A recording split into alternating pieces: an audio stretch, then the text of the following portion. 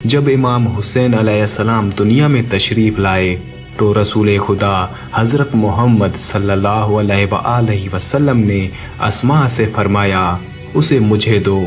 اسماء حضرت امام حسین علیہ السلام کو ایک سفید کپڑے میں لپیٹ کر رسول خدا حضرت محمد صلی اللہ علیہ وآلہ وسلم کے حضور لائیں۔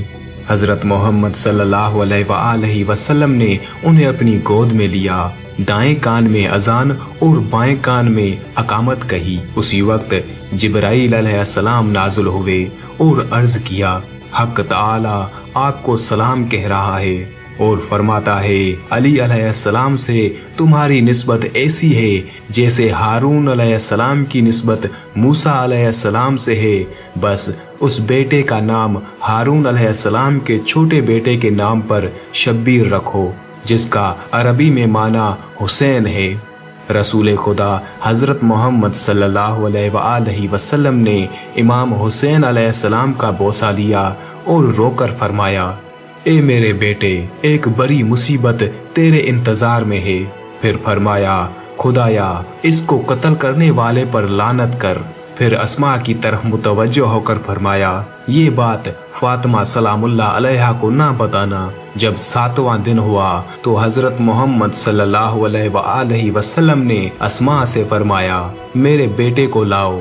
امام حسین علیہ السلام کو حضرت محمد صلی اللہ علیہ وآلہ وسلم کے پاس لائیں۔ اسماء امام حسین علیہ السلام کو حضرت محمد صلی اللہ علیہ وآلہ وسلم کے پاس لائیں تو رسول اکرم حضرت محمد صلی اللہ علیہ وآلہ وسلم نے سیاہ اور سفید دمبے سے ان کا عقیقہ کیا اور اس دمبے کی ایک ران دائی کو دی۔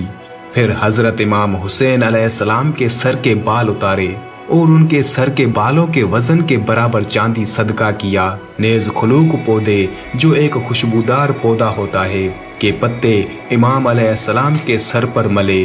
پھر حضرت محمد صلی اللہ علیہ وآلہ وسلم رونے لگے۔ امام حسین علیہ السلام کو گود میں لیا اور فرمایا اے ابا عبداللہ آپ کا قتل ہونا مجھ پر بہت سخت ہے۔ اسماء نے عرض کیا میرے والدین آپ پر قربان ہوں، یہ کیسی بات ہے کہ پہلے دن بھی کہی اور آج بھی اس کی تکرار فرما رہے ہیں۔ حضرت محمد صلی اللہ علیہ وآلہ وسلم نے فرمایا اے اسماء، بنی امیہ کے ستمکاروں اور کافروں کا ایک گروہ میرے اس بیٹے کو قتل کرے گا اور خدا ان لوگوں کو میری شفاعت سے محروم کر دے گا۔ اس کو وہ شخص قتل کرے گا جو میرے دین میں رخنا ڈالے گا اور خدا کا منکر ہو جائے گا۔ پھر فرمایا خدایا میں تجھ سے سوالی ہوں کہ میرے ان دونوں بیٹوں کے لیے وہی کچھ عطا کرنا جو ابراہیم علیہ السلام اپنی ذریت کے حق میں چاہتے تھے۔ خداوند ان کو دوست رکھ اور ہر اس شخص کو دوست رکھ جو ان کو دوست رکھتا ہے، اور لعنت کر اس شخص پر جو ان کو دشمن سمجھے۔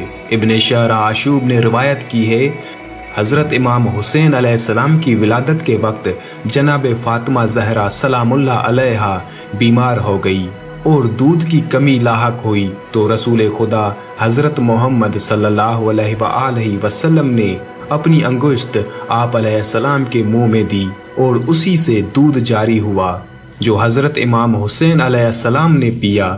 بعض مورخین نے کہا حضرت محمد صلی اللہ علیہ وآلہ وسلم نے اپنی زبان امام حسین علیہ السلام کے منہ میں دی اور زبان کو چوسنے سے غذا حاصل ہوئی، اور پیغمبر اکرم حضرت محمد صلی اللہ علیہ وآلہ وسلم کی زبان سے 40 دن تک امام حسین علیہ السلام کو رزق اور غذا ملتی رہی، اور آپ علیہ السلام کا گوشت رسول اللہ صلی اللہ علیہ وآلہ وسلم کے گوشت سے بنا۔ حضرت امام صادق علیہ السلام نے فرمایا حضرت امام حسین علیہ السلام نے نہ تو فاطمہ زہرا سلام اللہ علیہا کا دودھ پیا اور نہ کسی اور کا، بلکہ حضرت کو رسول اللہ صلی اللہ علیہ وآلہ وسلم کی خدمت میں لایا جاتا اور حضور پاک حضرت محمد صلی اللہ علیہ وآلہ وسلم اپنی انگشت مبارک حضرت امام حسین علیہ السلام کے منہ میں رکھتے اور آپ علیہ السلام چوستے تھے، اور یہ چوسنا 2 یا 3 بار کافی تھا۔ اس طریقے سے حضرت امام حسین علیہ السلام کا خون اور گوشت بنتا رہا۔ اور کوئی بچہ حضرت عیسیٰ علیہ السلام اور حضرت امام حسین علیہ السلام کے علاوہ ایسا نہیں جو 6 ماہ کا پیدا ہوا اور زندہ رہا ہو۔ اب بات کرتے ہیں اس فطرست فرشتے کی۔ تشیع کی معتبر تحریر کتاب کامل الزیارات میں ابن کولیہ نے ایک حدیث امام صادق علیہ السلام سے یوں نقل فرمائی ہے: جب امام حسین علیہ السلام پیدا ہوئے تو حق تعالی نے جبرائیل علیہ السلام کو حکم دیا کہ 1000 فرشتے لے کر زمین پر جاؤ اور میری اور اپنی طرف سے رسول خدا حضرت محمد صلی اللہ علیہ وآلہ وسلم کو مبارک دو۔ حضرت محمد صلی اللہ علیہ وآلہ وسلم نے فرمایا: جبرائیل علیہ السلام کے اترنے کا مقام ایک جزیرہ تھا جو دریا کے اندر تھا۔ اس جزیرے میں فطرست نامی ایک فرشتہ تھا کہ جو عرش کے اٹھانے والوں میں سے تھا۔ خدا نے اس کو ایک کام کے لیے بھیجا اور اس نے سستی کی تو اس کے پر ٹوٹ گئے اور اس جزیرے میں گر گیا۔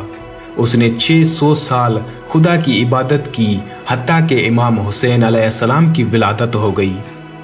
فطرست نے جبرائیل علیہ السلام سے پوچھا کہ کہاں جانے کا ارادہ ہے؟ جبرائیل علیہ السلام نے کہا: خدا متعال نے حضرت محمد صلی اللہ علیہ وآلہ وسلم کو ایک نعمت عطا فرمائی ہے اور مجھے مبارک دینے کے لیے ان کے پاس بھیجا ہے۔ حضرت محمد صلی اللہ علیہ وآلہ وسلم کے پاس جا رہا ہوں۔ فطرست نے عرض کیا: اے جبرائیل علیہ السلام، مجھے اپنے ساتھ لے جاؤ، شاید رسول خدا حضرت محمد صلی اللہ علیہ وآلہ وسلم میرے لیے دعا کریں۔ امام جعفر صادق علیہ السلام فرماتے ہیں: جبرائیل علیہ السلام فطرس کو اپنے ساتھ لایا۔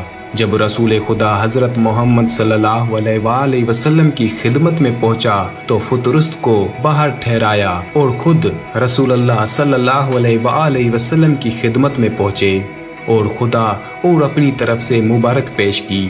پھر فطرس کا حال بتایا تو رسول خدا حضرت محمد صلی اللہ علیہ وآلہ وسلم نے اجازت عطا فرمائی: فطرس کو لے آؤ۔